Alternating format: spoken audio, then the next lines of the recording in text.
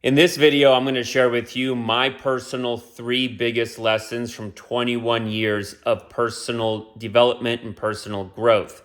You've probably heard it said many times that your life is a direct reflection of your personal development. Another way that we can say that is your life, the quality of your life, will never exceed the level of your personal development and your self-growth. I would largely agree with that. My 3 biggest lessons or insights, the way I'm going to explain this or share this is if I had to summarize all of personal development down to just 3 insights, and let's say that I'm on my deathbed and this is the only thing that I can pass down to my sons. Today, right now, I don't have any kids, but assuming I had sons, how would I summarize all of personal development down to 3 wisdoms for my boys? Here's what I would say. 1, your success in life is going to be largely a function of your ability to control your own thoughts and your energy. All right? I'm going to repeat that again because that's one of the points, one of the 3 lessons. Your success in life is largely a function of your ability to control your own thoughts and your energy. To say that even shorter, self-mastery. Self-mastery, I believe, is the truest version, the purest form of what you might think of as personal development. Once you wade through all the horse shit and bullshit in modern day self-help, personal development, a bunch of stuff that masquerades as, life advice, but it's really R-E-D, rationalization, escapism, or deflection. And this is why a lot of gurus and life coaches never really preach or teach self-mastery because it's hard. Very few people want to do it, and it takes a while. In fact, I would say the process of self-mastery never stops. You're simply somewhere in your progression or regression of your self-mastery at any point in life. It's really, really easy to feed into people's want and need and desire for being able to make excuses, to be able to defend this, that, and the other. So again, from my perspective, so much of personal development, self-help, and a lot of what modern day gurus push falls under this acronym I've created called RED. Rationalization, escapism, or deflection. Self-mastery is one of the hardest things you'll ever do because it is truly self-help. It is truly personal development, okay? And at the root of self-mastery is being able to control your thoughts and your energy. Why, without turning this into a 3-hour video, which wouldn't even begin to probably scratch the surface of self-mastery, why is it important to control your thoughts and your energy? Here's why. If you've ever studied CBT, cognitive behavioral therapy, you'll very quickly learn that your thoughts dictate your feelings. Your feelings will then dictate the actions you take or don't take. And the actions you take or don't take will then dictate your circumstances. Then your circumstances, how you react to them in your mind, are your thoughts. And then that loop repeats. I learned this step-by-step sequence first from Brooke Castillo. She calls it the model, right? But it's circumstance, thought, feeling, action, result, which leads to a circumstance, thought, feeling, action, result, so on and so forth.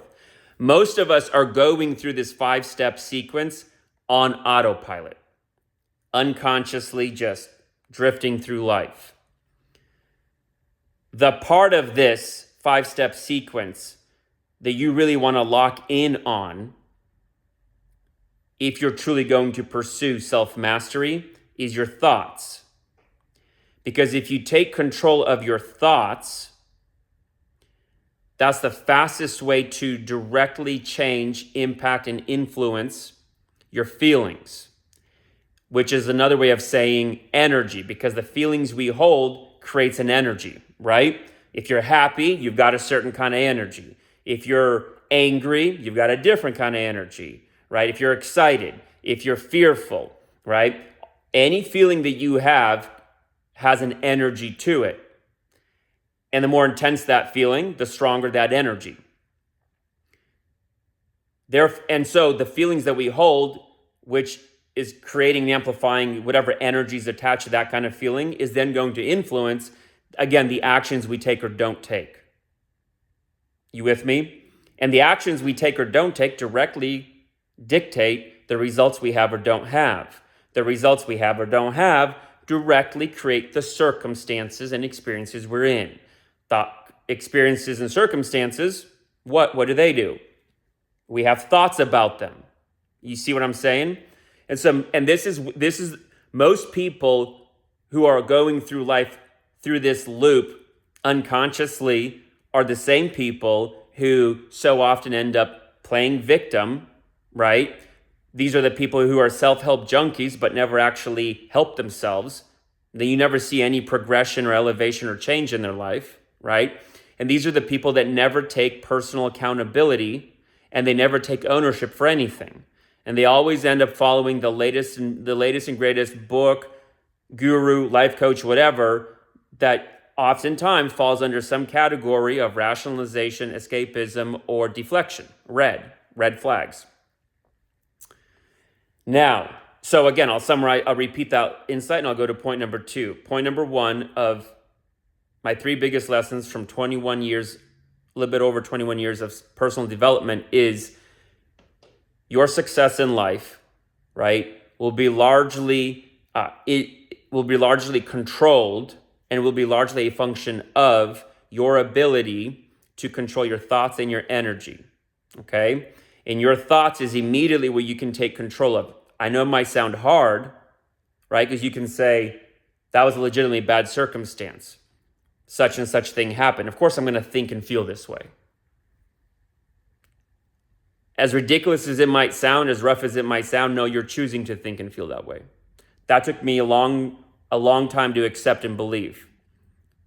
But little by little, I realized and learned that my thoughts and my energy and feelings are muscles and there's gears to them and I can actually control them. If you can choose to be angry about something, you can choose to be excited or happy or hopeful about something.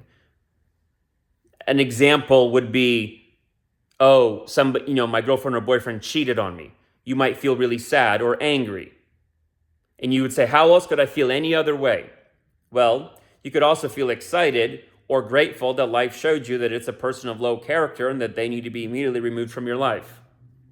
That's just a very cliche and amplified, exaggerated example of where you think you're feeling the way you're feeling, the way you're thinking it's impossible to think or feel any other way. It's not. You always are choosing how you think and feel about something. Point number 2, your life, second biggest insight, your life, our lives, are a direct reflection of our level and quality of movement, not our words. Let me say that again. Our lives are a direct reflection of our quality and level of movement, not our words. Again, see aforementioned points about self-help personal development junkies who never seem to actually develop or help themselves. I was one of those guys. Side note, this is one of the little jokes I make with any of the guys that I coach in my groups or the entrepreneurs I work with is I say, it's going to be really, really hard for you to bullshit me or lie to me. Not because I'm really, really smart, but because I've worn about every mask and told about every lie that a man can tell in life. So therefore, when you lie when you put on a mask that you think is how you want to show up and be seen, I'm going to see through it because I've been there, done that. So I say that to you now so that as I might punch down on or talk a little shit about self-help personal development junkies, know that I'm talking from a lot of personal experience being one of those people. You with me? Now, what did I just say? The quality of your life is a direct reflection of the level of the quality and level of movement, not words. Most people talk a great game, right? Most people that I meet in life, they talk a great game. They always have a really good DEER, D-E-E-R. They have a really good defense, explanation, excuse, or rationalization for why they're at where they're at in life, why they've been going through what they're going through, why they might not have what they say they want, etc., etc., etc. Okay? Most people that I meet that are really into personal development, self-help, it's just their version of mental stimulation, dopamine, escapism, and so forth. But they're not really ever developing or changing. But they have great words. Again, how many of you can relate to this? You've met somebody who every 3 to 6 months, new book, new program, new life coach, new guru, new whatever, new psychological idea, whatever, that they're into, that they're big. Oh, this is the thing. This is the big breakthrough. But the actual quality of their life never changes. Hey, be honest with yourself. Maybe that's you. One day I woke up and said, that's me. All right, that's not going to be me anymore. What do I have to do to change this? See, point number 1, self-mastery. The way you'll know if somebody, the 2 ways that you'll know if somebody, including yourself, is actually developing, actually growing, actually helping yourself, is 1 is what the Bible says. You shall know them by their fruits, aka results. What results does somebody have or not have? One of the best things, I think, about the 3-dimensional world that we live in is for every input, there is an output. Somebody who's doing the right inputs, it is impossible to not have outputs that show for it. So the more words somebody has to use to tell you about their amazing life, and the less results they have to speak for themselves, the more likely they are to be a person who's a personal development self-help junkie, and it's all in the head, but there's no movement. Now, I said in point number 2, in wisdom 2, is that your life is a direct reflection of the quality and level of your movement, not your words. Movement is action, okay? But I don't want you, when I say movement, I don't want you to just think about to-do lists. I want you to think about the word movement here much more holistically. How do you move even when you're by yourself energetically, emotionally? How do you move your energy around and change your thoughts? Choose your thoughts, choose your energy. How do you consistently show up in life? Right? What are your movements? What are your movements, metaphorically speaking, with how you show up in all your relationships in life? Significant others, family, business, community, friend circle. So see the word movement here as a very holistic, broad word for any and every which way that you show up in life. Most importantly, starting with yourself in private. Okay? The level of, let me say that, so I said the level of movement, the level and quality of movement, right? If somebody is taking small action and it's repetitive action and they're not really building anything, going after anything, their life will reflect that by a lack of results. So that's why I said it's also quality of movement. Because I've met a lot of people, and I was one of them too, who's always super busy, working really hard, but there's always too much month at the end of my money. I was always having to pass on being able to do fun things in life, go on vacations, go on trips, buy things I really wanted. But talked a great game because my head was full of personal development, self-help knowledge, right? But I wasn't transferring it over into results. The way you transfer your knowledge into results is by the quality and level of your movement, actually implementing, actually taking action, actually risking failure. Okay? Wisdom number 3, everything, especially for a man, but I think this is universal to all humans, everything in life comes down, if I had to boil it down to one word, everything in life comes down to this one word: congruence. What are you congruent with? If you've been in personal development for any length of time, you've probably heard a phrase similar to this. In life, you don't get what you want, you get who you are. This is talking about self-identity, okay? Everything in your life is downstream from your self-identity. Let me give you some examples. Broke people win the Powerball mega lottery, $100 million plus. 5 years later, they're broker than where they started. How is this possible? Lack of congruence. They were incongruent with somebody who had that kind of money, and you will always return to your level of your true inner self-identity, what it is that you're actually congruent with in your subconscious, in your subconscious, and in your personal, hidden, secret thoughts, beliefs, and how you see yourself, your self-image, okay? In fact, the level of the percentage of people who go broke and even commit suicide amongst lottery winners is insane. Look into it. How does somebody who's a popular, famous actor and seems to have everything they want in life commit suicide? Why are they so empty? There was incongruence. What about people who constantly join like fitness challenges, boot camps, lose a bunch of body fat, get in shape, and then go fat again and yo-yo over and over and over again? I was a person who did that. I yo-yoed by 50 to 70 pounds multiple times in my life. Till one day, I lost it all, got in the best shape of my life, and didn't gain it all back. How? Congruence.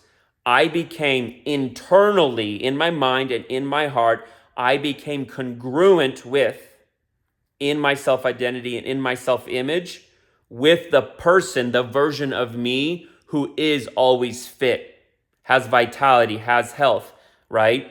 I became congruent with, because again, remember, you don't get what you want, you get who you are. Everything in your life is a direct reflection of how you truly see yourself, your self-image, and your self-identity inside of you. Okay? This is why, again, if you don't see yourself as a multimillionaire, because see point number 1, self-mastery, point number 2, the quality and level of your movement, which shows what you truly believe about yourself. If those two things aren't aligned with being a multimillionaire, you know you're incongruent. So all of life comes down to, if I had to boil all of life and all of personal development down to one word, it is congruence. What are you congruent with? Who are you congruent with? I say, one way that I teach this is like this. Who do you have to become?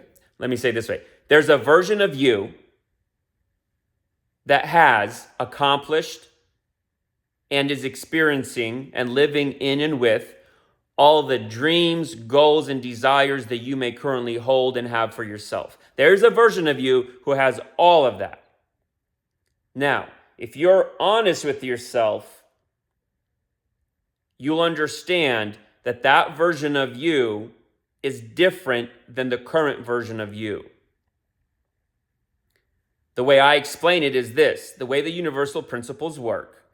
If you were congruent with the version of yourself that has all those results and outcomes, you would automatically already have them here right now. This is how the universe works. This is an immutable law of the universe. It can never be escaped, changed, or violated.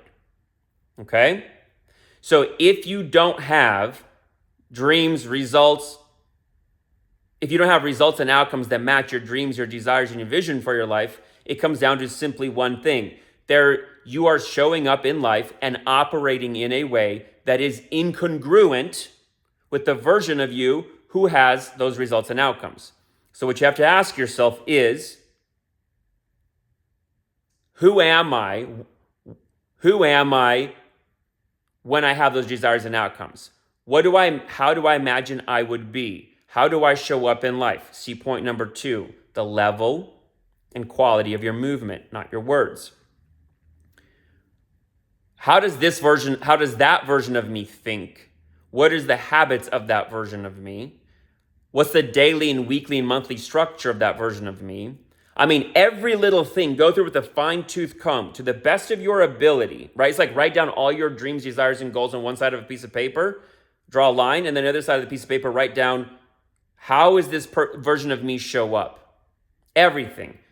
How you think, how you talk, your behavior, how you dress, where you live, your daily, weekly, and monthly schedule, your structure, your routine. What are you working on? How do you manage things? Who do you allow in, as friends in your life, right? Who do you allow into your inner circle? Like everything, map it out to a T. Then look at that, and whatever gaps there are between how you are showing up right now today and the things that you listed out, which you'll deep down inside you already know exactly how you need to show up. The gap between how you're showing up nowadays today and that version of you that you just laid out, that's the level of that gap, whatever the gap there is, that's the level of incongruence that there is in your life. Eliminate the incongruence, become fully congruent with the version of yourself that you believe would have the outcome and the results that you dream of now. And in short order and very quickly, you will have the dreams and results and outcomes that you want.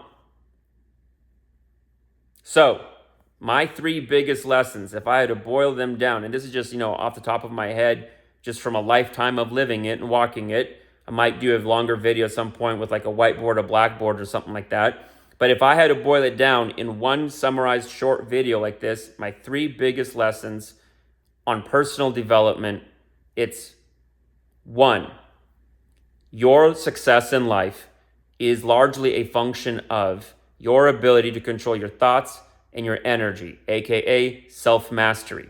2, your life is a direct reflection of the level and quality of your movement, not your words.